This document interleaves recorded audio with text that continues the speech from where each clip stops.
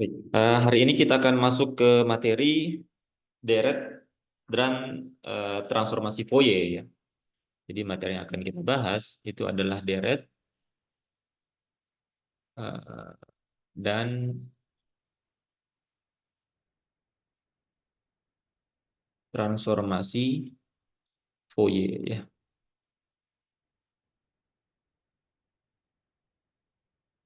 Nah, tentunya di pembahasan-pembahasan sebelumnya kita sudah mengenal beberapa bentuk deret ya yang biasa digunakan, biasa kita aplikasikan khususnya di dalam bidang fisika ya. Kita mengenal deret Taylor, di mana sembarang fungsi itu bisa kita nyatakan dalam sebuah deret polinomial ya. Kita punya deret Taylor. Kemudian di pembahasan mengenai variabel kompleks ya, kita juga mengenal yang disebut sebagai deret Laurent ya. Jadi keduanya sama, kita nyatakan dalam bentuk deret tak hingga dari suatu polinomial ya. Eh, tapi untuk deret lorong itu kita menggunakan polinomial kompleks ya. Jadi khusus untuk bilangan kompleks. Dan keduanya merupakan deret tak hingga ya. Deret tak hingga dari suatu bentuk polinomial ya. Jadi suku pangkat dengan deret tak hingga. Nah, dan kedua deret tersebut itu dia berlaku untuk sembarang fungsi ya, sembarang fungsi baik yang periodik maupun yang non periodik. Nah, pada hari ini kita akan mulai dengan membahas yang disebut sebagai deret Fourier ya. Nah, deret Fourier ini itu dikhususkan untuk em, deret pada fungsi yang sifatnya periodik ya. Jadi untuk fungsi-fungsi periodik itu bisa kita nyatakan dalam deret Fourier ya. Fungsi periodik itu dapat kita nyatakan dalam bentuk deret Fourier. Nah, kelebihannya adalah bahwa fungsi-fungsi periodik yang kita bisa nyatakan dalam bentuk deret ini itu tidak hanya fungsi kontinus ya, tapi fungsi yang tidak kontinu juga bisa dinyatakan dalam deret Fourier. Yang penting dia sifatnya periodik ya. Jadi walaupun dia tidak kontinu, fungsinya tidak kontinu, eh, itu bisa dinyatakan dalam bentuk deret deret Fourier ya. Nah, kenapa hal ini penting? Karena terkadang dalam misalkan dalam suatu eksperimen misalkan ya, misalkan dalam elektronika ya atau gelombang, biasanya kita menemukan sinyal ya, bentuk sinyal dalam bentuk fungsi di mana kita bisa nyatakan dalam bentuk sinyalnya dalam bentuk fungsi yang dia tidak kontinu ya, tapi dia bersifat periodik. Nah, itu bisa kita nyatakan dalam bentuk deret deret Fourier ya. Nah, bagaimana ide dari deret Fourier ini adalah kita menyatakannya dalam bentuk fungsi sinus dan fungsi kosinus ya. Sebagaimana kita ketahui bahwa fungsi sinus dan kosinus ini dia merupakan fungsi yang sifatnya periodik dan dia merupakan fungsi yang kontinu ya. Jadi Fourier menyatakan bahwa setiap fungsi-fungsi yang sifatnya periodik itu bisa dinyatakan dalam fungsi sinus ataupun fungsi kosinus atau kombinasi dari keduanya ya. Jadi deret Fourier itu adalah dia menyatakan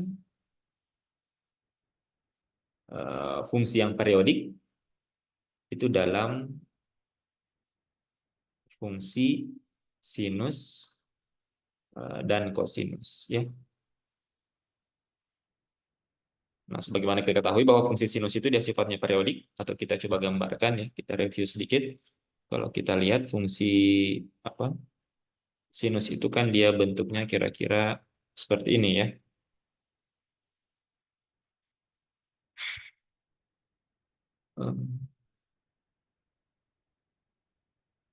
Nah, seperti ini ya. Jadi dia sifatnya periodik ya.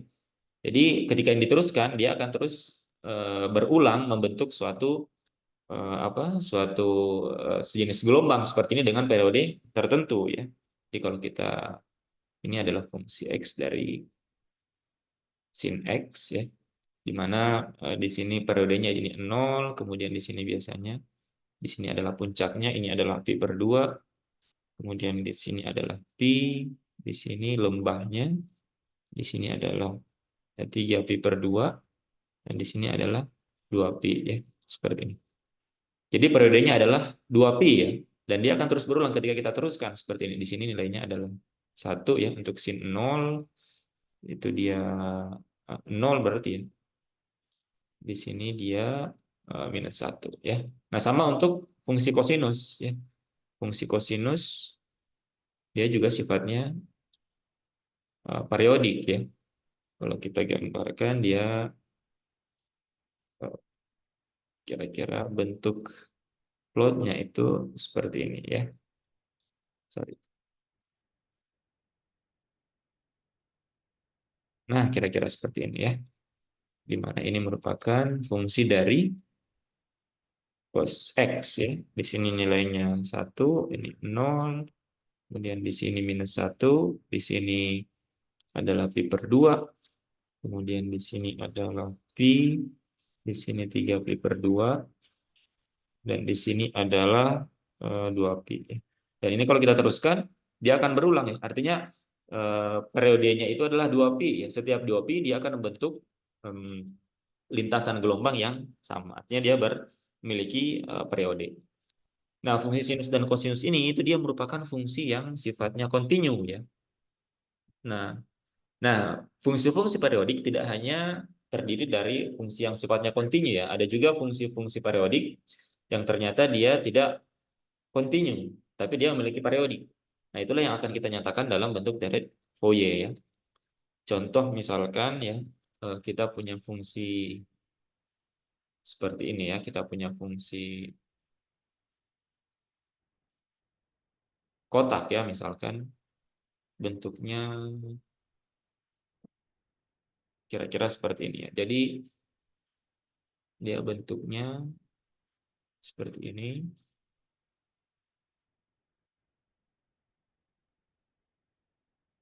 dan seterusnya ya.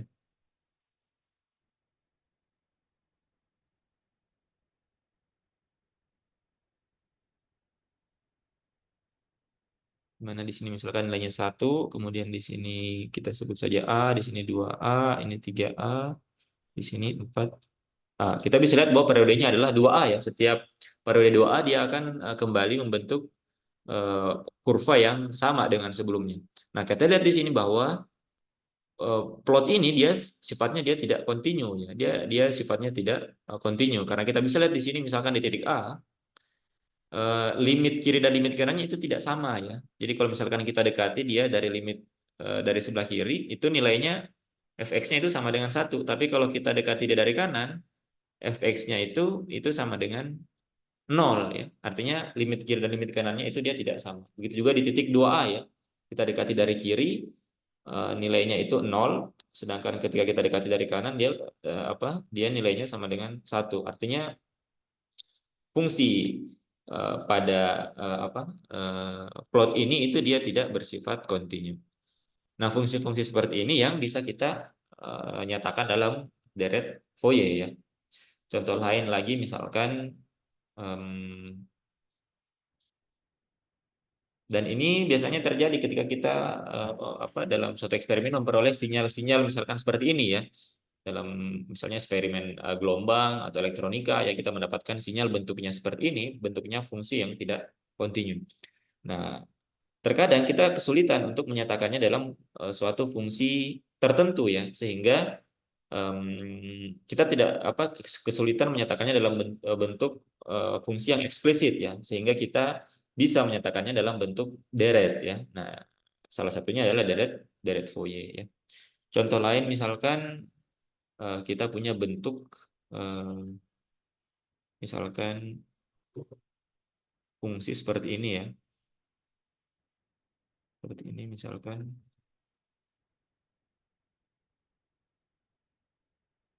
sebentar. Sini, nah kemudian ke sini misalkan ya. Kemudian yang di sini. Nah, misalkan seperti ini ya. Jadi dia sifatnya dia periodik, tapi dia tidak kontinu ya.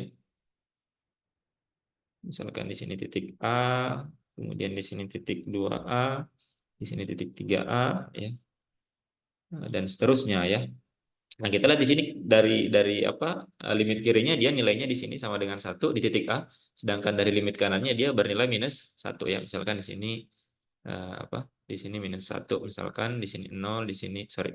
Di sini positif 1, di sini 0, di sini minus 1. Nah, sinyal-sinyal berbentuk seperti ini itu kita agak kesulitan dalam menyatakan dalam fungsi yang tertutup. Bentuk eksplisitnya agak sulit kita nyatakan, sehingga kita bisa nyatakan fungsi-fungsi ini dalam bentuk deret ya, deret periodik, deret Fourier ya. Nah, kita akan mulai dengan menunjukkan dulu bagaimana bentuk deretnya, baru kemudian nanti kita lihat bagaimana aplikasinya ya.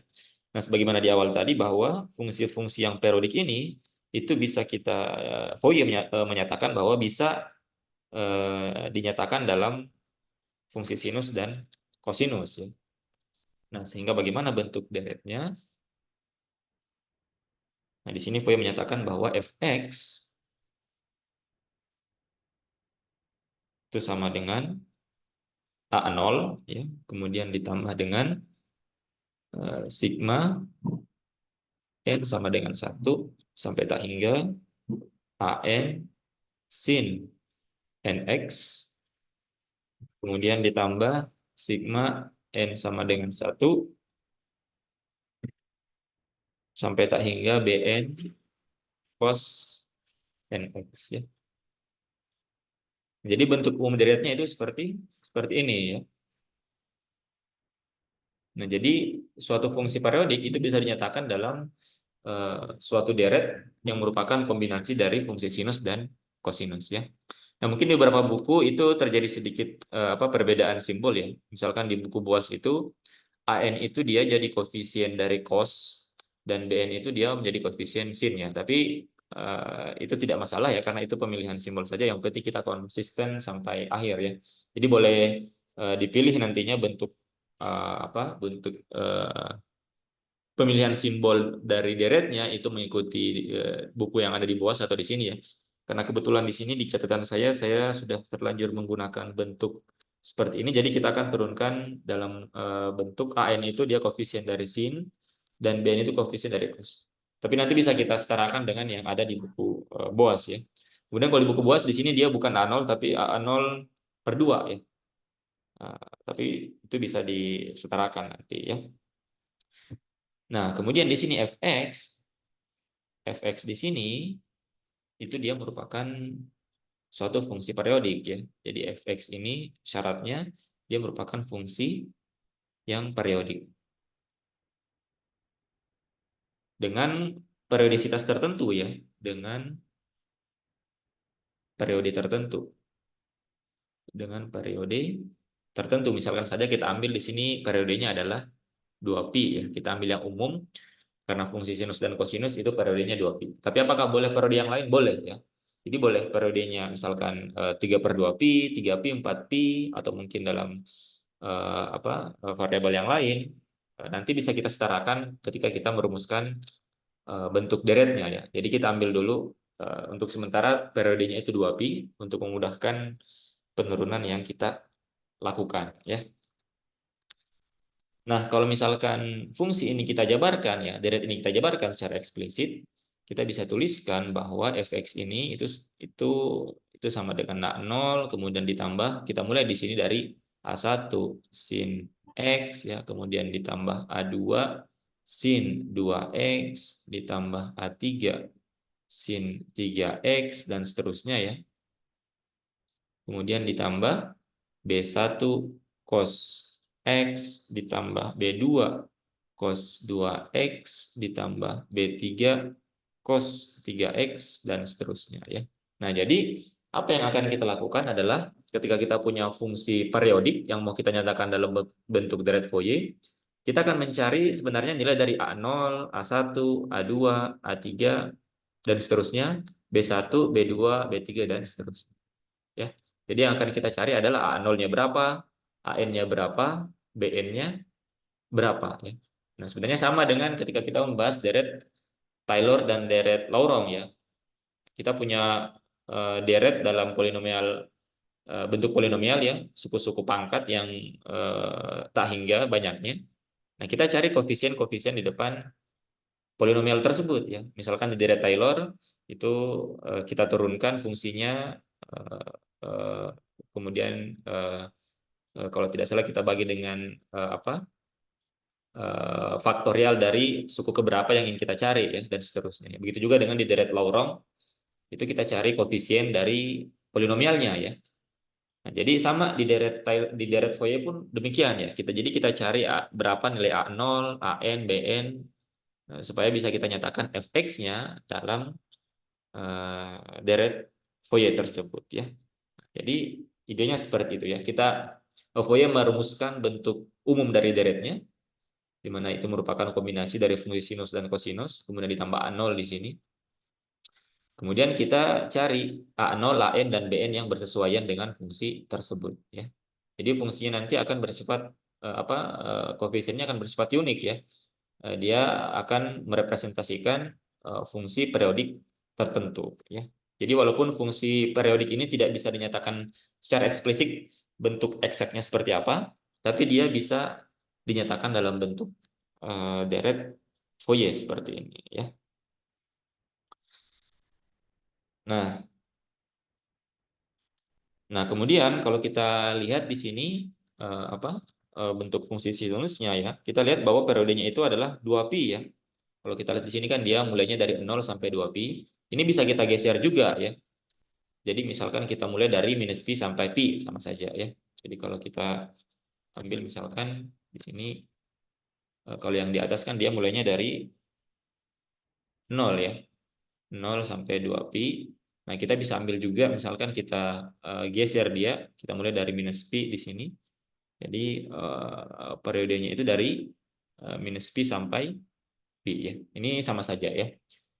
Hanya kita geser untuk memudahkan perhitungan nanti. Jadi periodenya itu tetap 2pi tapi dimulai dari minus pi sampai pi ya. Nah, sekarang bagaimana kita mencari um, koefisien A0, AN dan BN ya. Nah, kita mulai dari A0 dulu ya. Kita mulai dari A0 dulu. Jadi yang pertama kita mau menentukan A0 dulu. Bagaimana caranya? Caranya adalah dengan kita integralkan apa deret ini, penjabaran dari fungsi x ini terhadap dx dari rentang minus pi sampai pi, dari rentang periodenya ya. Jadi kalau bisa kita tuliskan kembali di sini. Jadi kita punya fx sama dengan A0 ditambah sigma n sama dengan 1 sampai tak hingga an sin nx ya. Kemudian ditambah sigma n sama dengan 1 sampai tak hingga bn cos nx. Nah, kedua ruas ini kita integralkan terhadap dx ya. Dari batas minus pi sampai pi ya. Nah, sehingga kita akan dapatkan di sini berarti kita punya integral fx dx dari minus pi sampai pi ini sama dengan integral a0 dx ya, dari minus pi sampai pi ditambah dengan di sini berarti an-nya karena dia eh, bukan merupakan fungsi dari x jadi bisa kita keluarkan.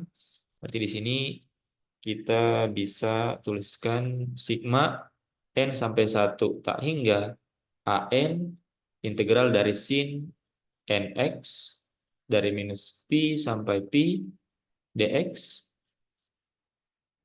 kemudian ditambah sigma n sama dengan 1 sampai tak hingga bn integral dari minus pi sampai pi cos nx dx seperti ini. Nah, sekarang tugas kita tinggal mencari hasil dari integral masing-masing sukunya ya. Nah, kita mulai dari yang A0 ya. Nah, karena A0 itu dia konstan, sehingga tentunya ini dengan mudah ini bisa kita dapatkan ya. Yang suku pertama itu berarti integral A0 dx berarti sama dengan A0x. Ini akan sama dengan A0x, batasnya minus pi sampai pi ya. Berarti dia akan sama dengan, kalau kita masukkan batas-batasnya, berarti ini sama dengan A0 pi dikurang A0 minus pi. Berarti A0 pi ditambah A0 pi ya. Berarti kita dapatkan 2 pi A0. Itu untuk suku yang pertama. Kemudian untuk suku yang kedua, berarti kita selesaikan integral sin nx dx. Integral sin nx dx itu berarti sama dengan 1/n minus ya, minus 1/n cos nx dengan batas minus pi sampai pi ya. Nah, tinggal kita masukkan ya. Berarti kita punya minus 1/n cos np ya, cos np, kemudian dikurang cos minus n p ya, seperti ini. Nah, ini sifat dari kosinus, cos minus np itu sama dengan cos np ya. Ingat di sifat dari fungsi kosinus, cos dari minus np itu sama dengan cos dari np ya. Sehingga cos np dikurang cos np akan sama dengan 0 ya. Berarti suku kedua akan sama dengan 0 karena ini akan saling cancel ya. Nah, kemudian suku yang ketiga. Suku yang ketiga itu integral cos nx, berarti kita punya 1/n dari sin nx. Batas-batasnya adalah minus pi sampai pi. Jadi kita masukkan berarti 1/n sin dari np dikurang sin dari minus np. Nah, kita tahu bahwa nilai dari sin np itu sama dengan 0 ya. Ini sama dengan 0, ini juga itu sama dengan 0. Artinya suku yang ketiga juga sama dengan 0 ya. Sehingga kita hanya menyisakan suku pertama saja. Nah, dengan demikian kita bisa dapatkan nilai dari A0-nya ya. Berarti kita punya sekarang persamaan yang menjadi integral minus pi sampai pi fx dx sama dengan 2pi A0. Nah, berarti dari sini kita dapatkan bahwa A0-nya itu sama dengan 1/2pi integral minus pi sampai pi fx dx ya, seperti ini. Nah, jadi kita sudah dapatkan berapa nilai koefisien A0-nya ya. Jadi tinggal kita integralkan fx-nya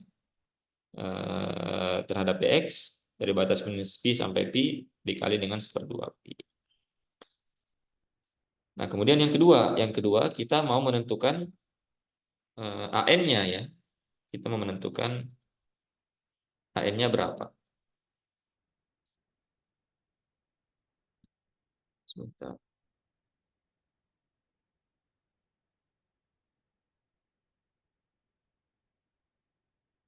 Selanjutnya, kita sudah dapatkan A0-nya, maka yang kedua, kita mau cari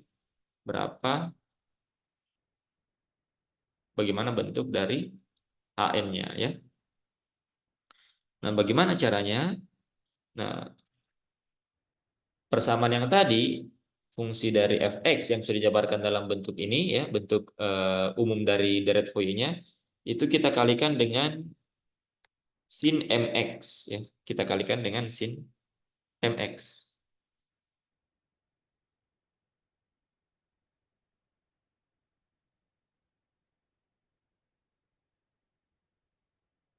Kita kalikan dengan sin mx ya.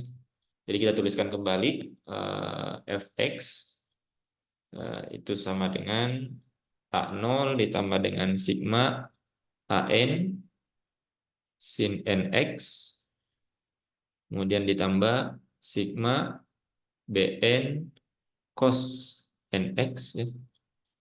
N sama dengan 1 sampai tak hingga N sama dengan 1 sampai tak hingga. Nah, ini itu kita kalikan dengan sin mx. Ini kita kalikan dengan sin mx, di mana m ini dia juga berjalan dari 1, 2, 3 ya sama dengan N. Nah, baru kemudian kita integralkan dia ya. Jadi setelah kita kalikan dengan sin mx, kemudian kita integralkan dari minus pi sampai pi terhadap dx ya. Nah, maka kita akan punya sekarang persamaannya menjadi integral minus pi sampai pi dari fx sin mx dx sin mx dx ini sama dengan di sini berarti kita punya A0 ya, A0 integral dari sin mx dx karena A0-nya itu konstan ya, mx. Jadi bisa keluar dari integralnya ini minus pi sampai pi. Kemudian yang kedua berarti kita punya ditambah sigma n sama dengan 1 sampai tak hingga an integral dari sin nx dikali dengan sin mx ya. Kemudian suku yang ketiga ini minus pi sampai pi ini dx. Kemudian suku yang ketiga kita punya ini ditambah sigma sorry ya betul sigma bn ya bn n sama dengan 1 sampai tak hingga integral dari minus pi sampai pi di sini berarti cos nx dikali dengan sin mx seperti ini. Nah, sekarang tinggal kita selesaikan ya. Tinggal kita selesaikan masing-masing sukunya ya, operasi integral dari masing-masing sukunya. Nah, berarti kan suku yang pertama ini itu sama tadi dengan suku yang ini ya. Nah, ini ya, integral sin nx an sin nx itu sama dengan 0 ketika kita masukkan batas-batasnya ya. Integral sin x dx itu sama dengan 0. Artinya kita bisa simpulkan bahwa suku yang pertama ini itu akan sama dengan 0 ya. Sehingga bisa kita cancel dia. Berarti suku pertama ini akan sama dengan 0 ya. Nah, kemudian suku yang kedua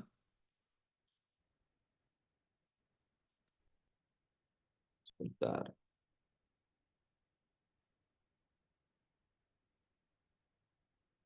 Untuk suku yang kedua, ini tinggal kita bisa gunakan sifat dari fungsi trigonometri ya. Nah, sekarang perhatikan untuk suku yang kedua ya, yang ini itu kita bisa nyatakan seperti ini ya. Jadi integral minus pi sampai pi dari sin nx sin mx dx.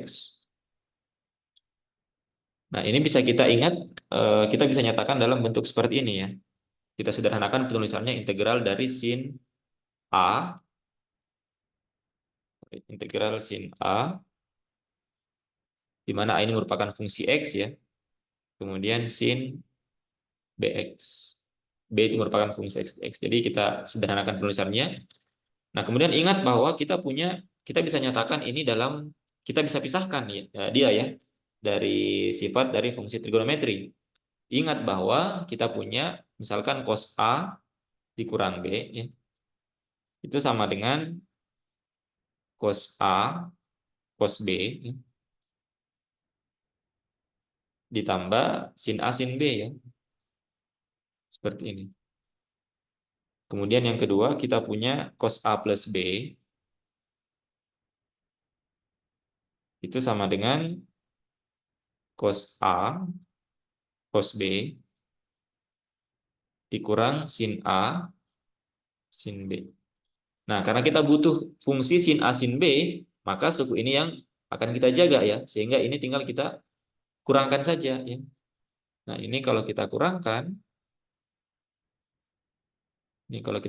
maka suku yang ini akan tercancel ya. Nah, ini akan sama dengan berarti kita punya di sini cos A kurang B ya, dikurang cos A plus B cos A plus B itu sama dengan ini ya, 2 sin A sin B. 2 sin A sin B. Artinya sin A sin B, sin A sin B itu sama dengan seperdua dari cos A kurang B dikurang cos A ditambah B ya. Jadi ingat kembali di pelajaran saya kira di matematika dasar atau di matematika SMA ya. Sifat dari trigonometri, fungsi trigonometri itu seperti ini. Jadi kita bisa nyatakan sin A sin B itu sama dengan seperdua cos A kurang B dikurang cos A tambah B. Nah, kalau ini yang kita integralkan itu akan menjadi lebih lebih mudah ya dibandingkan kita harus mengintegralkan sin A sin B ini ya. Nah, akan jauh lebih lebih rumit ya. Nah, sehingga sekarang kalau kita integralkan yang ini ya, kalau kita integralkan sin A sin B itu sama dengan kita mengintegralkan suku yang ini. Nah, berarti kita akan dapatkan di sini sekarang berarti seperduanya bisa keluar dari integral ya. Seperdua integral dari minus pi sampai pi dari cos A kurang B eh, cos A kurang B. Nah, kita tahu bahwa tadi A dan B-nya, A-nya itu adalah NX, B-nya adalah MX ya. Berarti kita langsung masukkan saja di sini. Berarti A kurang B itu sama dengan NX dikurang MX ya. Berarti bisa kita langsung tuliskan di sini. Berarti di sini adalah cos N dikurang MX seperti ini. Kemudian dikurang cos N ditambah MX seperti ini. Ya, jadi kita kembalikan definisi dari A dan B-nya ya, di mana A itu adalah NX dan B itu adalah MX. Nah, ini tinggal kita integralkan ya, karena dia merupakan operasi pengurangan, jadi kita bisa integralkan masing-masing sukunya. Maka kita akan dapatkan di sini, ini akan sama dengan seperdua dari integral dari cos N kurang M per X, itu berarti sama dengan seper N kurang M, integral cos berarti sinus ya, sinus N kurang M X batasnya minus pi sampai pi. Kemudian dikurang integral cos n plus mx itu berarti sama dengan seper n tambah m sin sama ya sin n tambah m x batasnya minus pi sampai pi. Kemudian tinggal kita masukkan batas-batasnya ya. Nah, perhatikan di sini dia akan sama dengan 0 jika n-nya sama dengan n-nya tidak sama dengan m ya. Kalau n-nya tidak sama dengan m, kalau n-nya tidak sama dengan m, maka dia akan sama dengan 0 ya. Suku ini akan sama dengan 0 ya. Sebentar. Ya, jika dia sama dengan n-nya sama dengan m, maka di sini akan sama dengan 0.